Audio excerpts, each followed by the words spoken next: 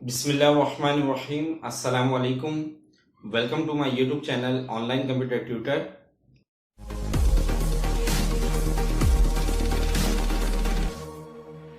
मैं हूं खुर्रम शहजाद।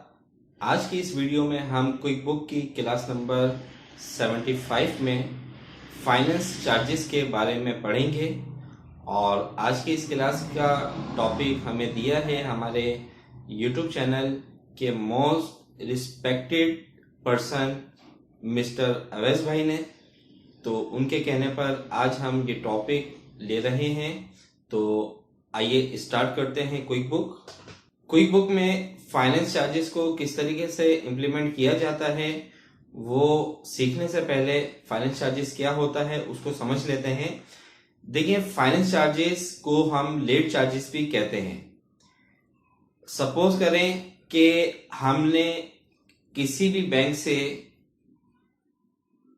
लोन लिया हुआ है, किसी बैंक का क्रेडिट कार्ड यूज करते हैं, कोई भी ऐसी प्रोडक्ट इस्तेमाल करते हैं जो कि हम क्रेडिट पर इस्तेमाल कर रहे हैं, यानी कि वो जो अमाउंट या जो भी हम क्रेडिट कार्ड या जो भी हमने गाड़ी बैंक से ली है वो हमने क्रेडिट के ऊपर ली है। यानी कि हमारा जो बैंक और हमारे दरमियान जो भी लेन देन चल रहा है वो टोटल क्रेडिट के ऊपर चल रहा है। तो उस सूरत में बैंक हम क्या करता है कि बैंक हमें 30 या 31 डेज यानी कि जो भी आपके मंथ होता है पूरा एक महीने का, वो आपको देता है कि आप उस 30 दिन के अंदर या 31 दिन के अंदर बैंक को पेमेंट कर दें जो भी आपकी मंथली इंस्टॉलमेंट है।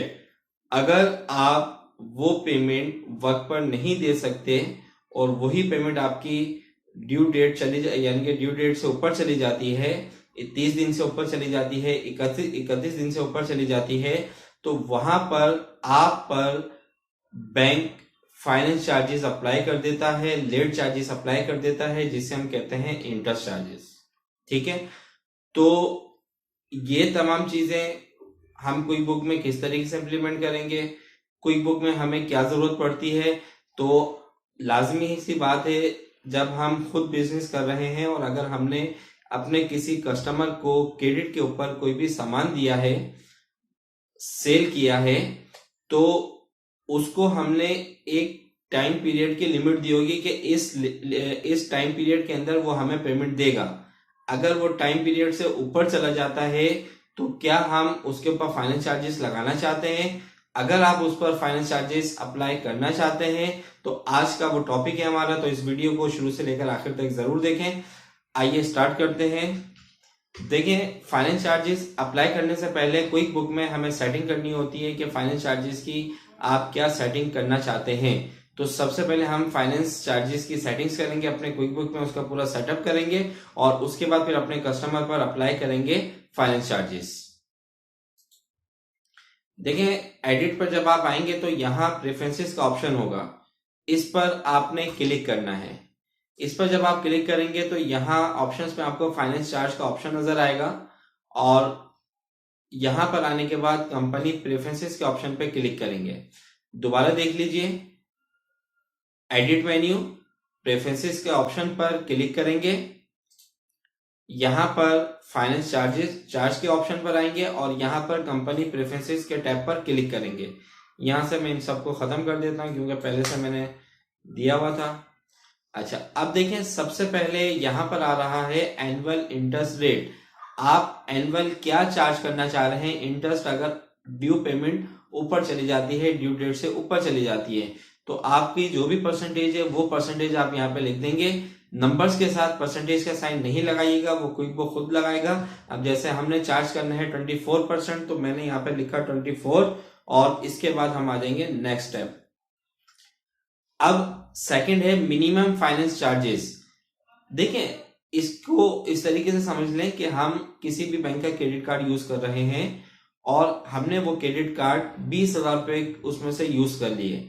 अब हमारा एंड ऑफ मंथ जब बिल जनरेट होता है तो हमें एक ड्यू डेट दे दी जाती है कि उस ड्यू डेट में आपने मिनिमम चार्जेस या फुल चार्जेस पे करने हैं बैंक को। फुल चार्जेस पे कर देंगे तो आपका बैलेंस जीरो हो जाएगा, और अगर आप को बैंक ने मिनिमम 1000 रुपीज अप्लाई किए हैं कि मिनिमम आपने 1000 पे करने हैं, आप फुल पेमेंट पे करें या ना करें, लेकिन 1000 रुपीज मिनिमम पेमेंट आपने 1000 आपने पे करने हैं।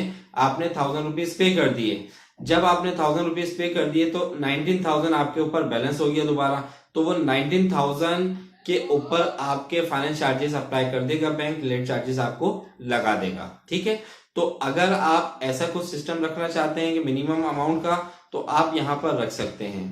या तो वो ये पे कर दे, या फिर 24% के साथ जो भी फाइनेंस चार्जेस अप्लाई हो रहे हैं वो पे कर दे। ठीक है, मैं फिलहाल अभी इसको 0 रख रहा हूं।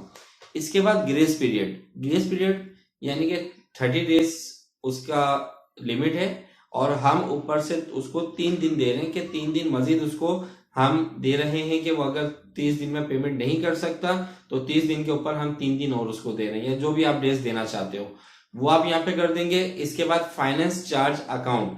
अब देखें, फाइनेंस चार्ज जो आप कर रहे होते हो अपने कस्टमर पर, वो आपकी एक इनकम होती है। तो अब आप यहाँ से उस चार्ट ऑफ अकाउंट को सिलेक्ट करेंगे, यानी कि उस इनकम अकाउंट को यहाँ पे सिलेक्ट करेंगे जिस पर आप इस पूरी पेमेंट को रिकॉर्ड करना चाहते हैं। तो मैंने यहाँ पे चार्ट ऑफ अकाउंट बनाया हुआ है interest income from customer other income के कैटेगरी में, तो मैंने इसको सिलेक्ट कर लिया। इसके बाद excess finance charges on overdue finance charges. अगर आप इस पर चेक लगा देते हैं तो कस्टमर के ऊपर जो हमने फाइनेंस चार्जेस 30 दिन के बाद अप्लाई किया हुआ था, और अगर वो मजीद 30 दिन के अंदर हमें पेमेंट नहीं कर पाता है तो दोबारा उसके ऊपर फुल पेमेंट के साथ साथ जो इंटरेस्ट लगा था उसके ऊपर भी उसको दोबारा से फाइनेंस चार्जेस अप्लाई हो जाएंगे। अगर आप रखना चाहते हैं तो इसको क्लिक कर दें, नहीं रखना चाहते तो यहां से चेक हटा दीजिए। मैं यहां पे चेक लगा रहा हूं। इसके बाद calculate charges from quick book. Calculate जो करेगा चार्जेस वो ड्यू डेट से करे या इनवाइस की डेट से करे। जिस तारीख को इनवाइस बनी उस इनवाइस को ले, या ड्यू डेट से। हम ले रहे हैं ड्यू डेट, लाजमी सी बात है, जो हमने उसको ड्यू डेट दी थी हम उसी से कैलकुलेट करेंगे। और इसके बाद हम इसको कर देंगे ओके। तो ये आपने कर दिया एक फाइनेंस चार्जेस का सेटअप अपने क्विक बुक में। अब हम कस्टमर पर कैसे अप्लाई करेंगे आइए वो देखते हैं। एक हम यहां पर इनवाइस बना लेते हैं पहले।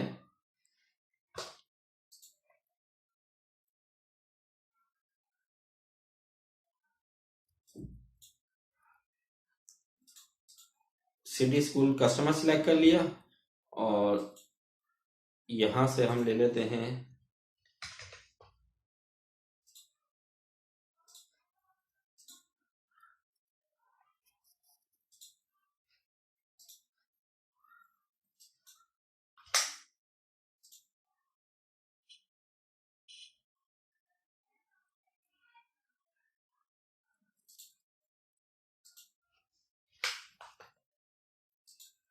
ये 2 अमाउंट ले लिए। ठीक है, और इसके बाद हमने इसको कर दिया सेव। इस पर से हम टैक्स हटा देते हैं, और इसको हमने करवा और प्रीवियस डेट पे ले लेते हैं। इसको हम इससे ले लेते हैं फेब पर। Save and close. ठीक है, यहां से मैंने पुरानी डेट पर ये इनवाइस बनाई है ताकि आपके सामने वो जो अप्लाई होना है फाइनेंस चार्जेस वो आ सके। तो इस तरह से मैंने 2 महीने पहले की डेट पर ये इनवाइस बना दिए। अब देखें, हम रिपोर्ट्स में अगर जाएं और रिपोर्ट्स पे जाकर एजिंग रिपोर्ट कस्टमर की चेक करें तो यहां पर देखें 30 दिन से ऊपर ये पेमेंट जा चुकी है, तो ये ओवर ड्यू पेमेंट हो चुकी है हमारी। अब हम इस कस्टमर पर फाइनेंस चार्जेस अप्लाई करने जा रहे हैं। तो फाइनेंस चार्जेस अप्लाई करने के लिए आप कस्टमर पर जाएंगे, यहां पर एक्सेस फाइनेंस चार्जेस का ऑप्शन होगा, आपने इस पर क्लिक करना है। जब आप इस पर क्लिक करेंगे तो आज तक की डेट में आपके पास जो जो कस्टमर होंगे वो यहाँ पर उनकी लिस्ट आ जाएगी कि ये over due balance in customer का हो चुका है। यहाँ से आप चेंज कर सकते हैं। अभी हमें फाइनेंस चार्जेस चाहिए तो हम यहाँ से फाइनेंस चार्ज देख रहे हैं। अब इसको हमने अप्लाई करना है। अप्लाई करने के लिए आप एक्सेस चार्जेस पर जाएंगे। हाँ, अगर आप यहाँ से सेटिंग चेंज करना चाहते हैं दोबारा से तो यहाँ सेटिंग पर जाएं, तो यहाँ पर आप दोबारा से ये जो परसेंटेज वगैरह आपने शुरू में सेट किया था यहाँ से आप दोबारा से चेंज कर सकते हैं। फिलहाल अभी हमने 24% चार्ज किया है, इसको सिलेक्ट किया और एक्सेस चार्जेस पे क्लिक करके यस कर दिया। ठीक है, तो ये हमने इस कस्टमर से चार्ज कर लिया है। रिपोर्ट पे जाएं, कस्टमर और कस्टमर बैलेंस डिटेल पे या ओपन इनवाइसिस पे आ जाइए, तो ये देख लें, ये आपने 10,400 रुपये का बिल किया था, 32 दिन ऊपर हो चुके थे, और इस 32 दिन के ऊपर जाने की वजह से हमने इस पर फाइनेंस चार्जेस अप्लाई करे। ये फाइनेंस चार्जेस इसके ऊपर अप्लाई हो चुके हैं, और ये आ गई इसकी टोटल अमाउंट जो अब हमें ये पे करेगा 10,618.83 रुपीज। तो ये इस तरीके से हम फाइनेंस चार्जेस को लागू करते हैं, अप्लाई करते हैं अपने कस्टमर पर। अब इसका ये जो कैलकुलेट हो रहा होता है, पूरा फाइनेंस चार्जेस जो कैलकुलेशन हो रही होती है, वो किस तरीके से हो रही होती है, कोई बुक ने तो आपको डायरेक्ट करके दे दिया, लेकिन हम इस चीज को समझेंगे कि उसमें क्या क्या चीजें होती हैं, तो इंशाल्लाह नेक्स्ट वीडियो में आपको बताऊंगा। तो उम्मीद करता हूं कि आज की ये वीडियो आपको अच्छी लगी होगी। अगर वीडियो अच्छी लगी तो इसको लाइक करें, कमेंट्स बॉक्स में कमेंट्स दीजिए, और जो मेरे न्यू व्यूवर्स हैं वो चैनल को जरूर सब्सक्राइब करें, बेल आइकन पे क्लिक करें ताकि हर आने वाली नई वीडियो आपको सबसे पहले मिल सके। अभी तक आपसे इजाजत चाहता हूं, अपना बहुत ज्यादा ख्याल रखिएगा। अल्लाह हाफिज।